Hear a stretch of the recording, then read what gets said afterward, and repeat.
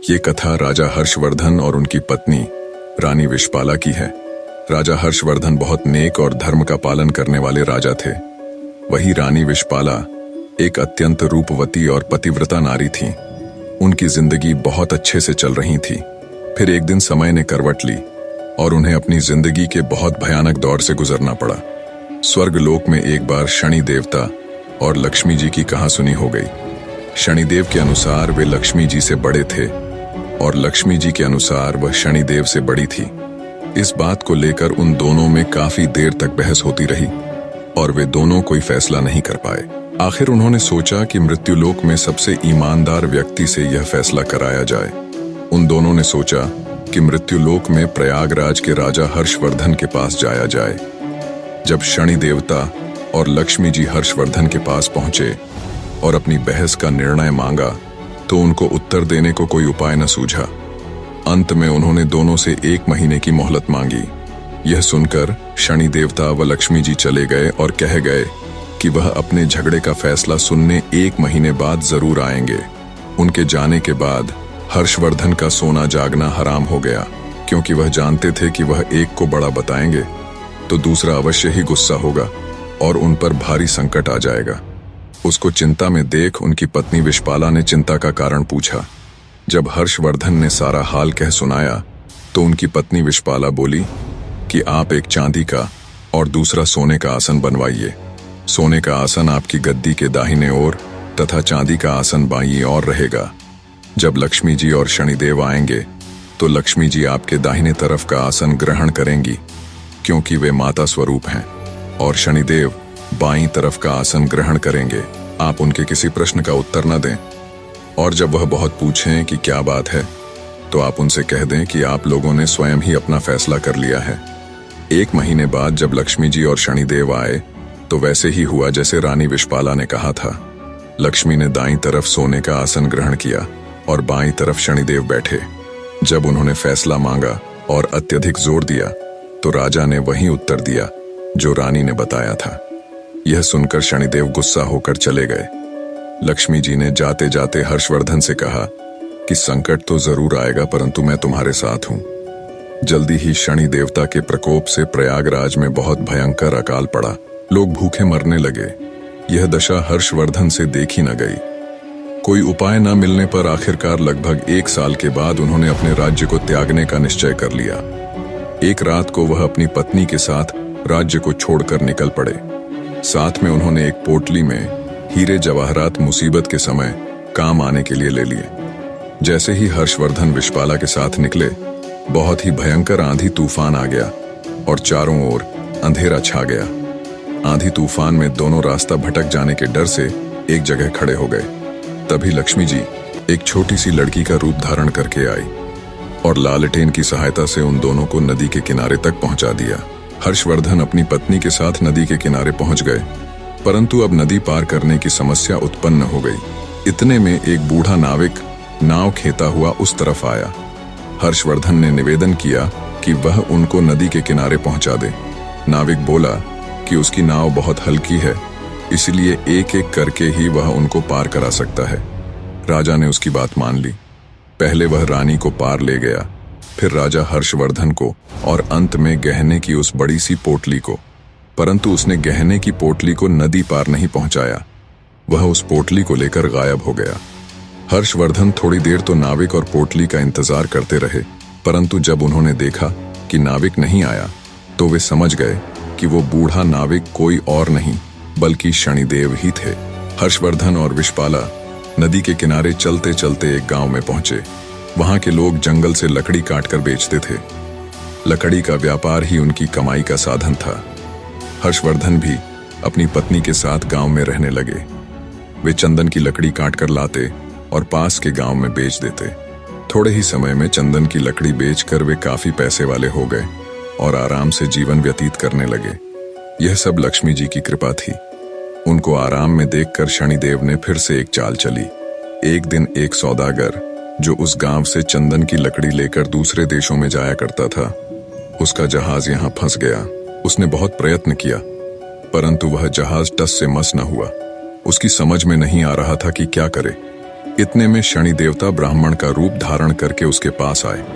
उन्होंने सौदागर से कहा कि मैं तुम्हारे जहाज को हटाने की युक्ति बता सकता हूं। सौदागर ने जब उनसे पूछा कि वह युक्ति क्या है तो उन्होंने कहा कि तुम गांव के लोगों को भोजन का निमंत्रण दो और उनमें जो भी सती सावित्री स्त्री होगी, यदि वह तुम्हारे जहाज को छू देगी तो तुम्हारा जहाज चल पड़ेगा। सौदागर ने शनि देवता के बताए अनुसार गांव के लोगों को निमंत्रण भेज दिया। जब वे हर्षवर्धन के घर पहुंचे तो विषपाला ने यह कहकर निमंत्रण अस्वीकार कर दिया कि मेरे पति जंगल में लकड़ी काटने गए हैं। सौदागर के आदमी ने वापस जाकर सारी बात बता दी। सौदागर समझ गया कि यही औरत पतिव्रता है और यही उसके जहाज को निकाल सकती है। वह शाम को फिर उसके घर गया। उस समय हर्षवर्धन घर पर ही थे। उसने निमंत्रण स्वीकार कर लिया। जब सौदागर ने हर्षवर्धन और विषपाला से कहा कि वह जहाज छू दे जिससे वह निकल सके, विषपाला ने अपने पति के कहने पर जहाज छू दिया और जहाज हिलने लगा। यह देखकर सौदागर के मन में पाप जागा कि क्यों ना मैं इसको अपने साथ ले चलूं। यदि जहाज फिर से फंस गया तो वह छूकर उसे हटा सकती है। यह सोचते ही उसने विषपाला को अपने साथ जहाज में खींच लिया और जहाज चल पड़ा। हर्षवर्धन चिल्लाया, परंतु उस समय तक जहाज काफी दूर चला गया। विषपाला अत्यंत रूपवती थी। उसको देखकर सौदागर के मन में पाप जागृत हुआ। उसने विषपाला के सम्मुख उसे अपनी पत्नी बनाने की इच्छा जाहिर की, पर रानी ने उसे साफ मना कर दिया। पर रानी के रूप पर मोहित हुआ सौदागर अब हर समय उसके पीछे पड़ा रहता। रानी विषपाला ने सौदागर की छेड़छाड़ से तंग आकर सूर्यदेव से प्रार्थना की कि उसको अपने सतीत्व की रक्षा करने के लिए कोढ़ दे दे। उसकी प्रार्थना सूर्य भगवान ने सुन ली और उसका शरीर कोढ़ से विकृत हो गया। इधर राजा हर्षवर्धन भी रोते बिलखते नदी के किनारे से चल पड़े। वह इसी आशा में थे कि यदि जहाज उस तरफ से गुजरा तो वह अपनी पत्नी को छुड़ा लेंगे। आखिर उसको जहाज का कहीं पता नहीं चला तो वह नदी के किनारे आश्रम के साधुओं के साथ रहने लगा। वह वहां पर साधुओं की सेवा करता, गायों को चराता और गायों के गोबर से उपले बनाता। वह उपले लक्ष्मी जी की कृपा से सोने के हो जाते। इस प्रकार कुछ ही दिनों में उसके पास ढेर सारी सोने की ईंटें हो गईं। एक दिन वही सौदागर जो हर्षवर्धन की पत्नी को ले गया था, उसका जहाज वहां पर आया। हर्षवर्धन ने सौदागर को पहचान लिया। उसने सौदागर को ईंटें दिखाकर कहा कि यदि सौदागर उसको साथ ले चलेगा तो वह ईंटें उसे दे देगा। सौदागर ने भी हर्षवर्धन को पहचान तो लिया था, परंतु सोने की ईंटों के लालच में अपने जहाज में बैठा लिया। जब जहाज चल पड़ा तो कुछ ही दूर जाने पर सौदागर ने हर्षवर्धन को नदी में फेंकवा दिया। हर्षवर्धन की चीख पुकार विषपाला को सुनाई दे गई। उसने एक काठ का टुकड़ा समुंदर में फेंक दिया। उस काठ के टुकड़े के सहारे हर्षवर्धन एक पुल पर पहुंचा, जहां आते जाते जहाज से चुंगी यानी कर लिया जाता था।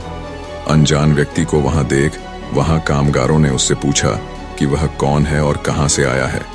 तो हर्षवर्धन ने कहा कि वह एक अत्यंत दुखी आदमी है। वहां के लोग उसको राजा के पास ले गए। राजा ने परिचय मांगा तो हर्षवर्धन ने बताया कि वो एक दुखियारा व्यक्ति है जो ऐसे दर दर भटकता है। उसने राजा के सामने दया याचिका कर कोई छोटी मोटी नौकरी देने की मांग की। राजा भी एक दयालु व्यक्ति था। उसने उसे वहां के बगीचे का माली बना दिया। उस राज्य के राजा के यहाँ संतान के रूप में इकलौती पुत्री थी, जिसके लिए नित्य फूलों का सुंदर गजरा बनाकर मालिन लेकर जाती थी। एक दिन राजकुमारी ने मालिन से पूछा कि आजकल गजरे कौन बनाता है, वे अत्यंत सुंदर होते हैं। मालिन ने राजकुमारी को बताया कि एक नया नौकर है जो गजरे बनाता है। राजकुमारी ने उसे देखने की इच्छा प्रकट की। जब उसने राजा हर्षवर्धन को देखा तो वह उस पर मोहित हो गई और हर्षवर्धन से ब्याह करने की हठ पकड़ ली। राजा ने बहुत मना किया, परंतु जब राजकुमारी नहीं मानी तो उन्होंने लाचार होकर दोनों का ब्याह कर दिया और जंगल में एक मकान रहने को दे दिया। कुछ दिन बीत गए तो हर्षवर्धन ने राजकुमारी से कहा कि ऐसे बेकार बैठे रहकर मेरा मन नहीं लगता। तुम अपने पिता से कहो कि मेरे को जहाजों की चुंगी का ठेका दे दें। राजकुमारी ने अपने पिता से यह प्रस्ताव रखा तो राजा ने प्रस्ताव स्वीकार कर लिया।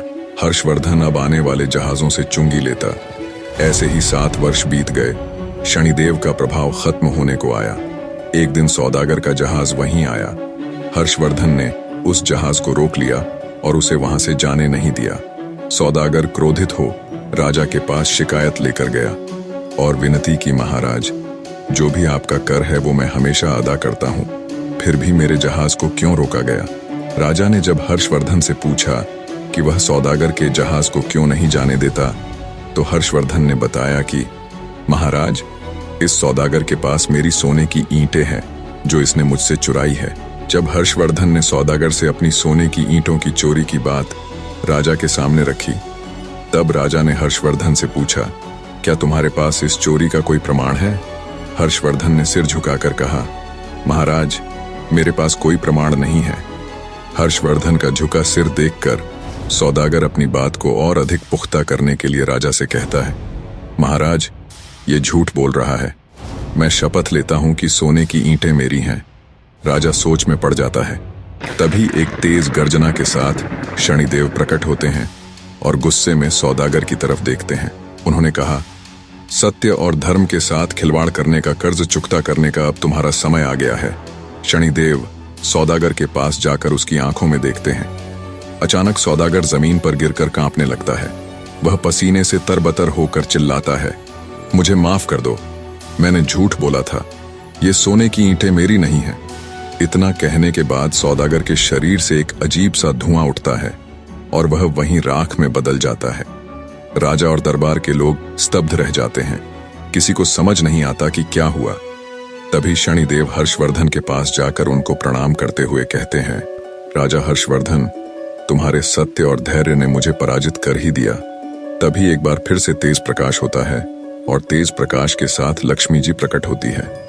मां लक्ष्मी जी हर्षवर्धन को आशीर्वाद देते हुए कहती हैं, तुम्हारे त्याग, धैर्य और धर्म का पालन करने के कारण मैं तुम्हें अखंड समृद्धि का आशीर्वाद देती हूँ। तुम्हारा राज्य फिर से समृद्ध होगा। आशीर्वाद देकर लक्ष्मी जी और शनिदेव दोनों अंतर्ध्यान हो जाते हैं। राजा के आश्चर्य की कोई सीमा नहीं थी।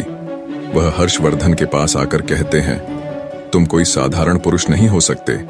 तब हर्षवर्धन उसे पूरा किस्सा बताते हैं। राजा सहित पूरा दरबार हर्षवर्धन की धर्मपरायणता का गुणगान कर रहा था। राजा ने हर्षवर्धन की पत्नी रानी विषपाला को आदरपूर्वक जहाज से पालकी में बुलाया। रानी विषपाला ने पुनः सूर्य भगवान से प्रार्थना करके अपना पूर्व रूप मांग लिया। राजा ने आदरपूर्वक हर्षवर्धन के साथ अपनी बेटी को और रानी विषपाला को भी, जिसको उसने अपनी बेटी मान लिया था, प्रेम पूर्वक विदा किया। निष्कर्ष, किसी के जीवन में कठिनाइयां कितनी भी बड़ी क्यों न हो, अगर व्यक्ति सत्य और धर्म के मार्ग को नहीं छोड़ता तो समय के साथ वो न केवल हर मुश्किल से बाहर आता है, बल्कि खुद वो मालिक परमात्मा भगवान भी उसकी मदद करते हैं।